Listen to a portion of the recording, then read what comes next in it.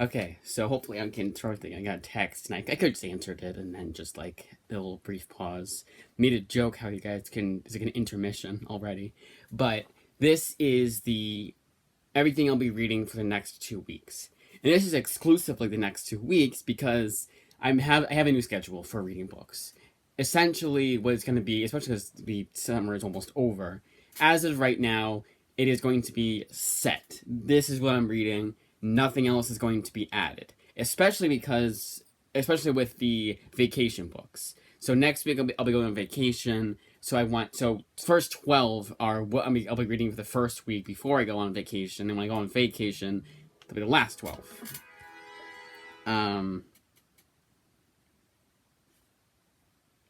So there's that. Now let's intermission now.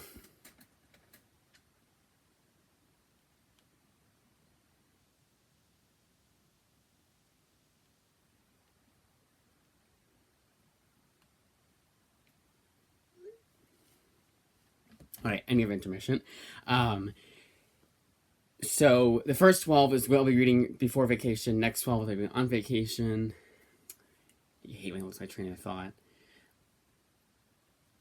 Now, one of them I added in, and it's actually like more than the last, like, that's what it was. I was thinking, oh, the last 14. I was like, oh, wait, no, it's more like 15 because of the one book that hasn't come in yet. And I was like, can't do the video now. Damn it. All that. So that happened. That was kind of annoying. But like I said before, it's going to be evergreen. I'm not going to add anything. I'm not going to take anything away. But there is one that I'm like, well, how do I add that one in? I don't want to be 13, obviously. I like having 12. I don't want to get 15. So, and I want to add one of them in. Because it's the way I do comics. It's like, oh, last 21 days I'll be doing Bitterroot. Because Bitterroot is 21 issues. And I want to bring the huge gargantuan hardcover with me, so I have the first softcover volume the library has. Less to bring. And right, cool. I figured it out. Awesome. But anyways,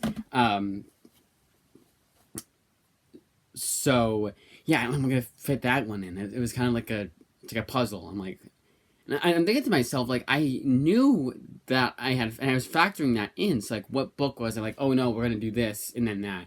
I think what happened was one of the books came in later than I wanted them to, and I was like, and factoring that one in. Oh my god, it's weird. Okay, that's for them, the group text. Okay, let's get into it. Now, I have these in my large because I'm not reading my room anymore as often as I used to. Cemetery Beach is the first one up. Now, it is the 4th of the month, so I started all these, but I'm going to be talking about them as if I haven't started reading them. Because that's what I like to do, and kind of, I guess you could say a little OCD about that. Especially if it's this one I haven't read before. I'm reading this for the first time, so I want that to feel like the first time, you know. But this one, I imagine it's going to. This is what I would say if I was starting it for the first time. I hadn't read page 1 of it. I know nothing about this series other than that it was the back of it said "Welcome to Giant Toilet Planet." This is written by Warren Ellis. Warren Ellis is a hugely controversial figure in the comic book community. I am not going to get into that. I am not that kind of YouTube channel. I am here's what I'm going to do reading, and let's focus on the arts, not the artist kind of channel. If you want to know what happened with the Warren Ellis, I believe he still has all the videos up, but Comics Matter with your boy Zach does it the best way.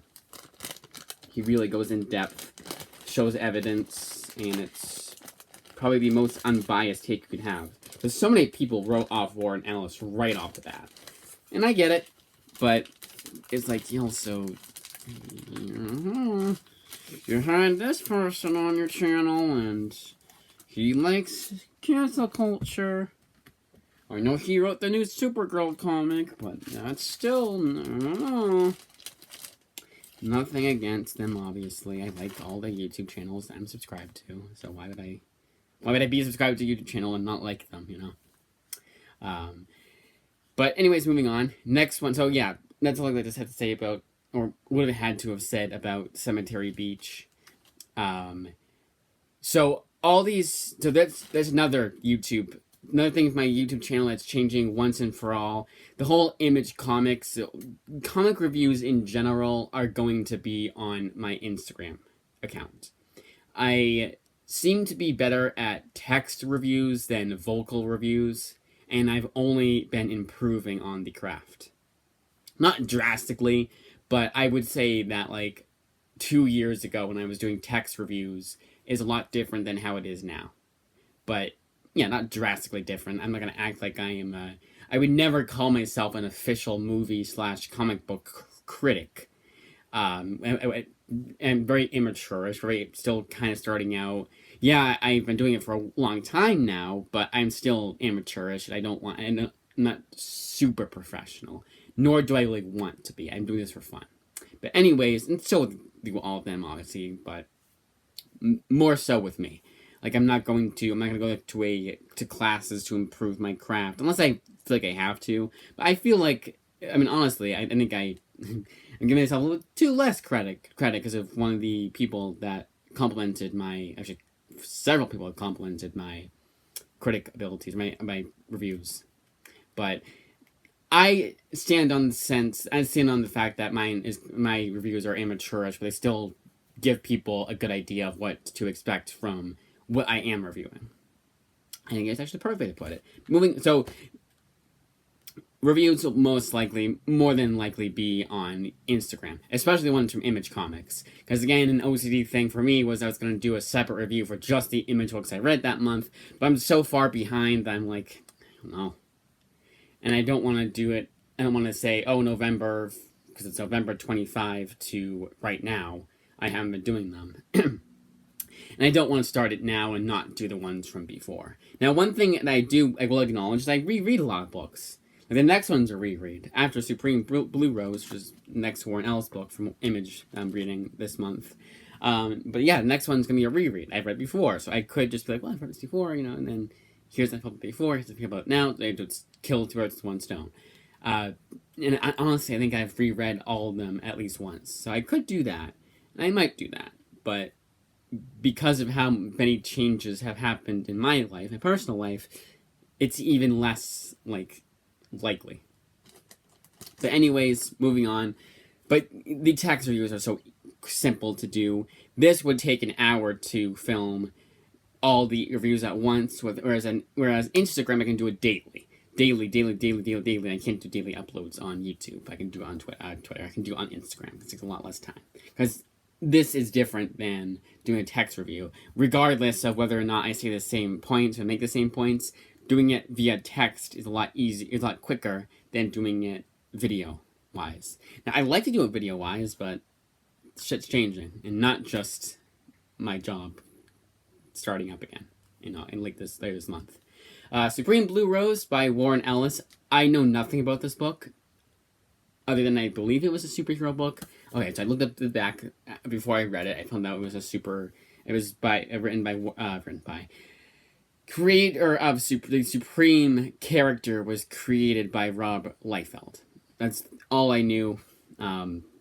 Since then, all I feel like I need to mention, which is worth mentioning, because again, this is not like how I felt about the book so far. It's trying my best to make it seem like I haven't read 3 issues of these guys so far, because it's 4 up there. Some I read 4 of. So the reread that I was talking about before is Home. This is written by Julio Anta. So for the rereads, I will talk about them and how I felt about them before. This one, first time I read it, it was like, it's propaganda.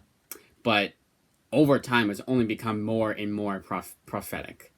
And it's insane how a book that I saw as over the top is becoming more like reality as time goes along. Still, some characters are written to be like over the top, just so the message can be shoehorned, just slammed into our faces and slammed into our, it's like a huge, the comically sized in cartoons, that huge hammer slams down like that. It's exactly what it does. That's how subtle it is. With these characters, the villains of the story. But it's still an interesting story. Nonetheless, I was always entertained. The first time I read this, I was never bored. Julio Anta knows how to write a story, how to keep the readers engaged. That is what I will definitely give him, more than anything else. Grommets. Cannot wait to read Grommets again. Loved this to death when I first read it. One of the best comics I've read in the past 10 years, period. It is so damn good, and I'm sure it'll only get better the more and more I reread it. It is just phenomenal work from Rick Remender and Brian Posehn. So the first time I read it, so with books that are written by two authors, the one question I ask myself, because I don't fully understand how co-authored books go, because I don't do too much research into the making of comics, unless there's substantial, like obviously Fantastic Four with Stan Lee and Jack Kirby. I've heard those stories, but for the most part, unless it's comic pop going over the book and telling the history of the characters in that, or Linkara, Top the Fourth Wall, or whatever, I don't usually know a whole lot about the creation of the comics that I'm reading. So, I always just do a headcanon. And headcanon for me is that this is more Brian Poseh's writing than Rick Remender's. So Black Science, I'll compare this to Black Science, where they write the characters in Black Science. That's definitely Rick Remender. This feels more like Brian Posehn. And one thing I will say now that it's a reread is there's a character named Brian and there's a character named Rick. I do honestly wonder if it's a partial memoir of their lives, with some changes obviously made. I wouldn't be surprised. New Masters is, I just read this last month. This book is just one of those books that I just glossed over. I was obviously paying attention when I was reading it, but it was one of those books I was like, yeah, I kind of forgot what happened. I want to read it again. And also, I liked it, so already a reread. And this is Shobo and Shoff. No last name, just the first name. It is kind of weird. The one thing I will acknowledge last time I read it was that maybe it didn't hold up as much as I thought it did. But I still liked it, regardless. It was just kind of like, I forgot how weird and kind of not in a good way this book was. The Schlub by Ryan Stegman and Kenny Porter. I just saw this one and I was like, hey, let's read The Schlub this month. So, what I have to do, because they're going away the second week of August, I can't do anything more than 8 issues. And even 8 issues I thought was too much, because I thought we were going away on the 8th, but not, it's the next day. But The Schlub, I decided to throw it in. Let's do it. Why not? I also want to read it. Kind of forgot I owned it, so let's throw it in. Let's throw it in at the last second.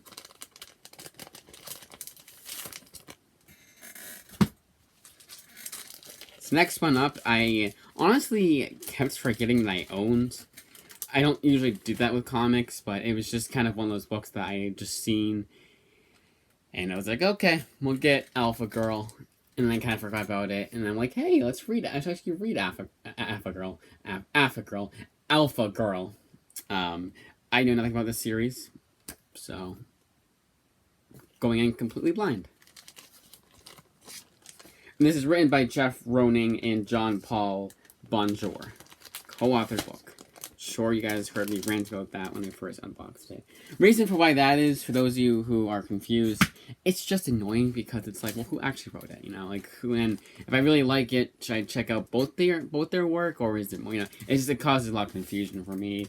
And if I'm getting a book because it's the only thing this writer did, and I just assume the other one is an artist, especially because Amazon says that the second guy is an artist, or only credits one of the writers, I get my hopes up, and then sometimes it'll turn out the second writer has done more for Image Comics than just that book, and the other one did just that one book. So it's just like, well, I was so excited that's kind of the reason why I bought it, because I'm that OCD and weird about the way I buy comics. Not as much anymore. Nowadays it's just new releases, essentially, especially because I'm getting Blu-rays too, which is like, whatever tickles my fancy. Oh, this book's coming out. Okay, get that one. I think it allows for more freedom, too. This ends tonight. This one and Seven Sons are both three. Actually, there's nothing. I can keep it in the Mylar. And Seven Sons are written by the same creative team of Robert Wyndham and Kelvin Mao, with artwork by Jay Lee, and it's the exact same creative team. I don't usually credit the artist when I'm going over, doing the what I'll be reading for the month. Reason why that is it's just the way I do it. I know I forget to mention both names, so I just decide not to. I do show the book, and 9 times out of 10, they'll show the full creative team on the cover. So there is that. So Seven Sons, I just remember nothing from. Absolutely nothing.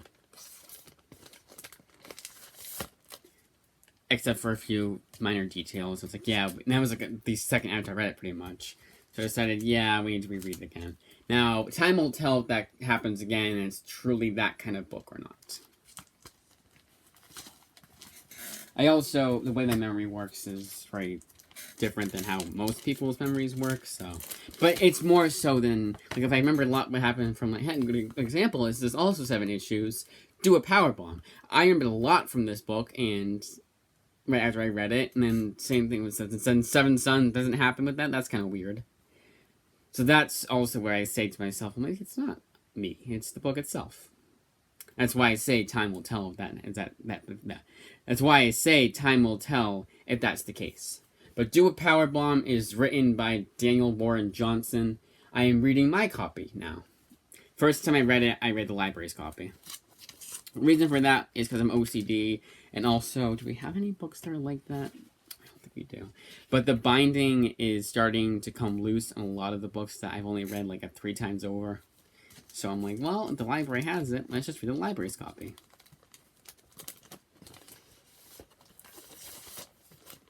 Now, if it was a hot item and everyone was checking it out, I wouldn't do that, but they're books that have always been on the shelf, so no rhyme or reason to be wary about it. Free Agents is written by Kurt Busiek and Fabian Nicieza. And I love Fabian Nicieza's Cable Deadpool. Kurt Busiek, I can't say I like anything that I've read by him. Except for some of his image work, like Autumn Lands I do kind of like, and Aerosmith I like a lot more than most of his other work, but just in general I think is okay. I have a bad streak, or bad, what do you call it? Not bad streak. Curse. It's almost like a curse with Kurt Busiek's writing, where I just don't like anything he's written, really, at all. I always find it to be kind of overrated, and him overall is an overrated writer. But not really. Not actually overrated, just because it's just more definitively. Like, by the definition of overrated, I find him overrated. But opinionated, I don't think he's overrated. I just think that I just don't personally like his work. But Free Agents, I do have optimism for because it's co-written by Fabian Nicieza, a writer I do actually like. Now, you could make an argument like, well, their writing styles are about the same, you know? Could you really tell the difference? And yeah, kinda. Like, reading Cable and Deadpool, the pacing is a lot better than a lot of what Kurt Busiek was writing at the time. Like Astro City, which I call Ass City, because I didn't really like it at all. That one's probably the most egregious. And that one I have reread recently, like a year ago recently. And I still didn't like it. So it wasn't over time, I'll appreciate this one. Nope, I really didn't. I don't know what it is. I think it's just his writing style doesn't gel with me. Sometimes it happens. There's a lot. I'm sure everybody has their examples of what I just said. Dead Romans by Fred Kennedy. This is one I hadn't read in a long time and kind of forgot a lot about what happened in the book. I was like, okay, we're rereading it now. I'd always meant to reread it, but kept putting it off. So that is all the books I will be reading for this week. Now on to the ones I'll be reading next week. And maybe when I finish a few of these, I'll throw in a book from... because some of these are bigger books. I'll throw in a book from the vacation books and throw it in the last minute. Time will tell if I do that. I don't know. Lock and Key, the Master Edition. All 3 volumes. And it's all written by Joe Hill. This is just one of those series that I started, never finished. But I'm definitely more inclined to now that I have a Master Edition. Which honestly, I should have chipped in and got these. but also I'm like, did they have to do that? I don't know. You could tell the third volume they got from a third-party seller because they have the barcode still on it, and none of the others have that. The specific barcode. So what's cool about these master editions is they have each issue, like how it should be, where you open up the book, book 1, welcome to Lovecraft, issue 1, and it tells you where issue 1 ends, because now here's issue 2. The trades don't do that. Some image trades don't do, like some Cemetery Beach doesn't, but Supreme Blue Rose does, despite being written by the same author. I don't know why it is.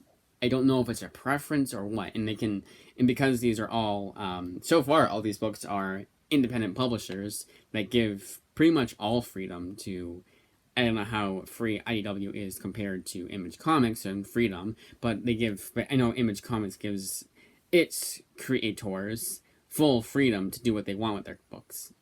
So I guess it's a preference. I don't know. It's annoying to me because it makes no sense to me. I get the whole binge reading formula, but still, I don't know. It makes no sense to me. Even then, it's like, well, who cares? It's just one-page interruption. Yeah, I get it. If you're reading Walking Dead, it's gonna be jarring to have the covers be in color and inside is black and white. But same can be said for reading each issue. You know? Like the first issue, you don't know. It's weird. So that's Lock and Key. I think I've read the entirety of what's collected in the first Master Edition, funnily enough. Which is what I'm bringing with me. I'm not bringing all 3 with me on vacation. I'll be leaving the final 2 at home. Time will tell if I should have really done all 3 or just waited, but whatevs. Next up is The War by Garth Ennis and Becky Cloonan. I think Becky Cloonan is just the artist. Yes. So it's completely all written by Garth Ennis with all the illustrations being done by Becky Cloonan. Okay. The only reason why I mentioned that is because I wasn't 100% sure. I know nothing about this series. I'm eager to read it. Now, this one I actually do have to add in at the last minute. Either today or or after I finish home. So either today or on Thursday, I'll throw that in. I may just make it 11, not 12, because I think 12 is like, Like last night, I was on the 12th book. I was like, I'm so tired. I just want to go to bed. But I gotta push through. And I was like, yeah, maybe I should just knock it down with 1. It's mostly because of the way I decided to read the books too. Schedule conflicts and all that.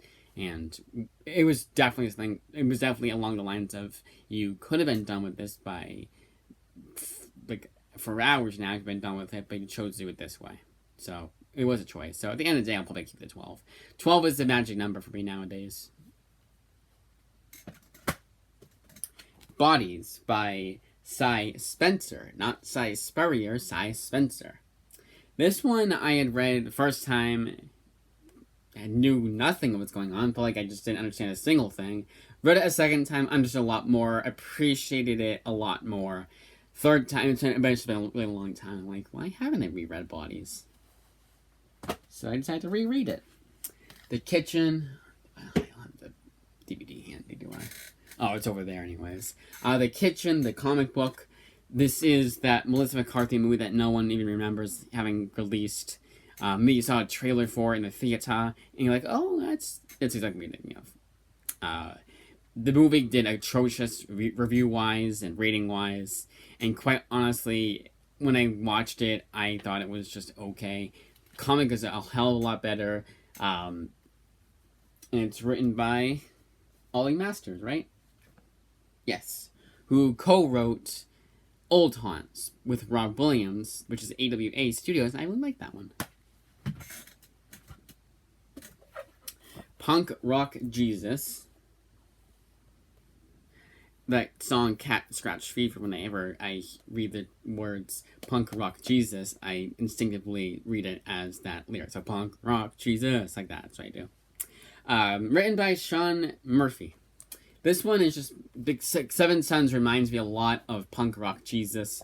So it's like, hey, let's read this one. So actually, I forgot I have to do the thing. Because factor in Bitterroot at the last second. I think what I'm going to do is one of the bigger books. Hey, think about it. I'm like, how do I do that? How do I do that? Maybe if I don't like a series that I'm reading, I'll take a break for it for 3 days and then throw in Bitterroot. I don't know. Might also have a lot of time on my hands while on vacation. Maybe I want to read a little bit more. Sandman Book 1, the thicker graphic novel. If they have, honestly, they have the Absolute Sandman Volume 2, but not Volume 1. So I think for Volume 2, I will check out the Absolute Edition. But I wanted to read in a different format. I was like, hey, do they have the thicker paperback? They did. Read by Neil Gaiman. I think all you guys knew that. I've read Sandman several times. I don't appreciate it as much as everyone else does, but I understand why it was such a huge milestone in graphic novel storytelling. I will not take that away from Neil Gaiman whatsoever. Has nothing to do with what I think about him personally or what's come of light recently. It's just I never got into Sandman. Same way I never got into Kurt Busiek. However, I've come to appreciate it a hell of a lot more each time I've reread it. To the point where I, 5th volume and the 7th volume are my favorite story arcs from Sandman. Not just, because it's Sandman, no. In general, those are so damn good. That is exactly what I like from Sandman, rolled into one. So if you want to know what I like from Sandman, read volumes 5 and 7. Or read the first 7 volumes, and then if you want to keep reading. I wouldn't say not to. But I also would understand if you drop after that. But yeah, 5th and 7th volumes are my favorite story arcs, by far. Period. I believe it's in this 20-issue series, 20-issue thickie, the cat storyline. The storyline with the cats. I like that one, too. And the first story arc is really good, too. But in terms of my absolute favorites, it is volumes 5 and 7. Least favorite is, ironically enough, the one in the middle, the 6th volume. I didn't really like. It has a lot of I don't like about Sandman. The big, thick Superman book that I'm thinking of reading ahead of time, or starting to read ahead of time, so I can have it finished by the time it's due, so I won't have to ask for a renewal, but I should just do it because...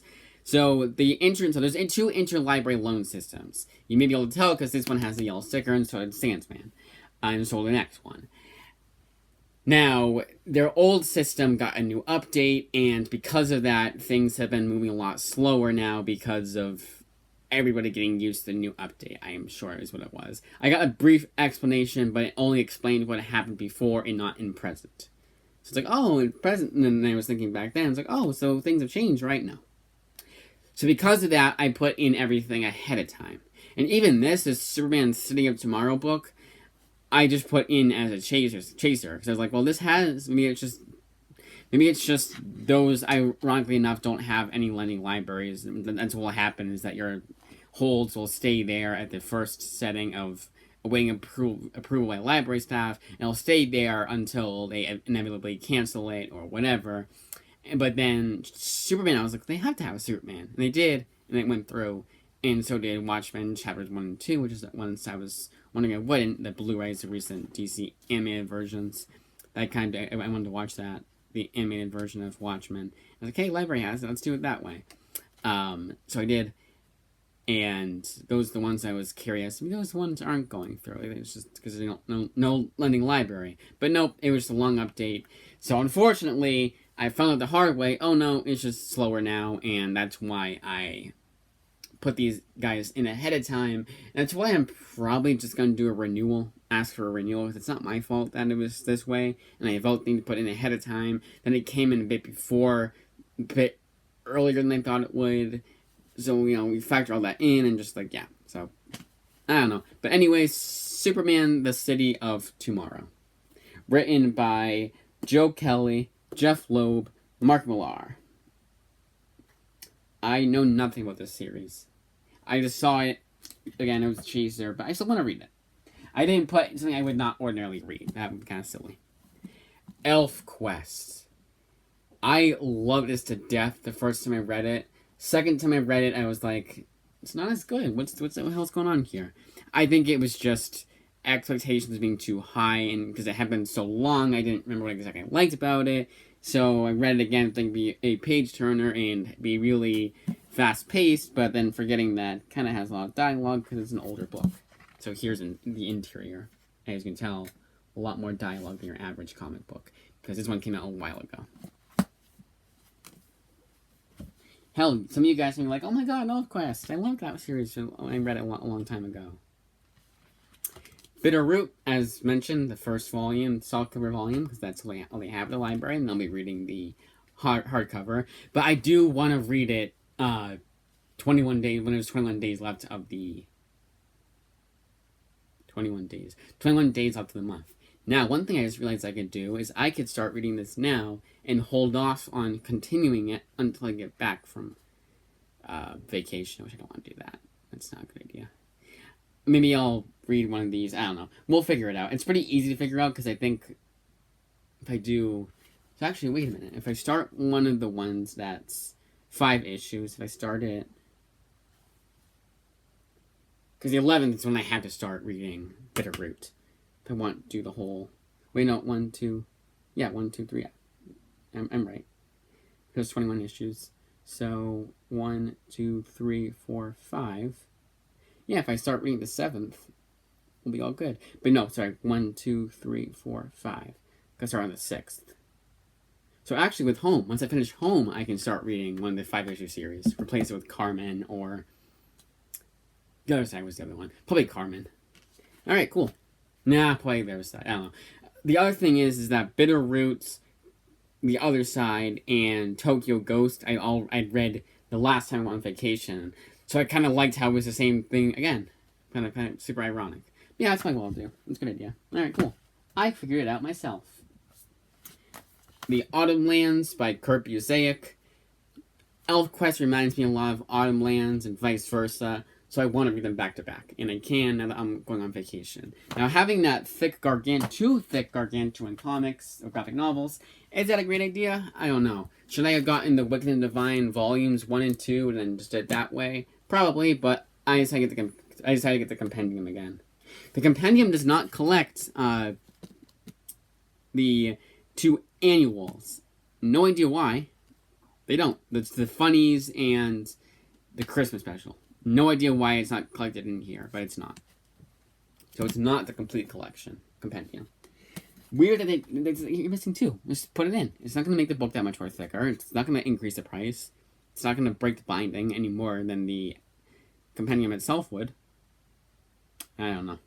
And those of you who are worried about compendiums, will they break over time and the first time I read it? No, because look at this. It's fine. And this is the same copy I had the last time. Now, as I was reading it, it did feel like it was a bit looser as I was reading it, but not to the point where I was like, ah. Of course, it wasn't my copy, so I wasn't as concerned in general, but still. I think it's kind of silly to act like it's a big deal. The Other Side by Jason Aaron and Carmen by William March. Okay, I'm rushing. The Wicked and Divine is written by Kieran Gillen. And I absolutely love The Wicked and Divine. My top 5. The Other Side. So I'm really picky about war comics, but Jason Aaron's The Other Side broke that rule. Broke me completely, and I love this book. It's even my picky ass loves this war comic. Carmen by William March is really thought-provoking for a comic book. It's one of those more deeper narratives. And I appreciate that. Of course, it's a French writer, so maybe... Or Spanish writer, sorry. I just saw it. He's a Spanish writer, so maybe it's different for him. And but you do Spanish comics, it's different than American comics, English comics. Maybe that has something to do with it. But I think it's just in general. Finally, last but not least, Tokyo Ghost by Rick Remender. Pretty much just because, as of this, The Other Side, and The Bitter Root, it was what I had read before when I was away on vacation in April. Just found that to be extremely ironic. So, as for the Autumn Lands, did I really need to... Or should I really have been... Should I say already started Autumn Lands by now? Yes and no. I like the idea of starting Autumn Lands on vacation. So, or at least reading it consecutively with ElfQuest. I couldn't add that in because it would be too much. I want to be 12 and stay at 12 and not add even a few more in. No, I want to be 12 and stay at 12. But that, as I say, is that. But also, Dungeon Crawler Carl, the comic book I'll be trying to read for. But I don't know if it's going to be it might be when I get back from vacation. I don't know. Time will tell. I'm like, am I going to be reading that? I don't know. Let's not put it in there, actually. But that, as I say, is that. I'm going to go back in time, so I want to stack these the right way. I want to make sure that I mentioned everything that I mentioned. So this is my going back in time. This is not me being unorganized. It's just, hey, if I forgot to mention this about the book, what have you. I can now do that. Actually, David F. Walker and Chuck Brown write Bitterroot. And Bitterroot's pretty good. I do like Bitterroot a lot. I think it does the racism in comics exponentially well. It's not preachy at all. Not even like, oh, well, by these standards. No, just standards in general. It's an engaging storyline. There's a reason why I say that Jordan Peele, if they ever make a movie, they should get him to at least write the script. The very least. Doesn't have to direct it. But it'd be nice to see him... It'd be nice to see him write it. The screenplay. Really? Fucking piece of shit. It collapsed from under me. I know it's because of this troublemaker right here. Where even is it? What's even there? Huh. This one is a huge one. Let's look at what space left over. So when I put these in Mylars, it's to protect them. Because I'm bringing them to more places than just my room. Bringing it downstairs, bringing it outside. I don't want to read just in my room now. But that, as I say, is that. It's a long-winded video. I said a lot. We had a lot of tangents. I think that's a good upload.